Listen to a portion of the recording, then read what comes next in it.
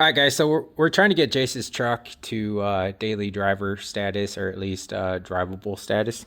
And one thing that he needed was a water pump. It started leaking. We pulled it off the other day, but we were gonna go get one, but we never did. And then I remembered, hey, we got one sitting on the shelf that only had like 10,000 miles on it. So I just came down here and chucked that on real fast, and hopefully that fixes our coolant leak.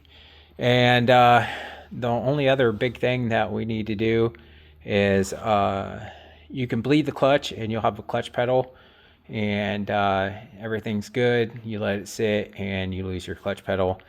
Sometimes you can just pump it back up and you'll have a clutch pedal again, but sometimes you have to just re-bleed it.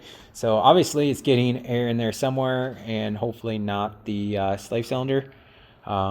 We did put a new clutch line on it, so I'm going to check the little O-ring where it goes into the master cylinder. But we need to fix that issue, and then we need to get it tuned, and this thing is ready for the streets.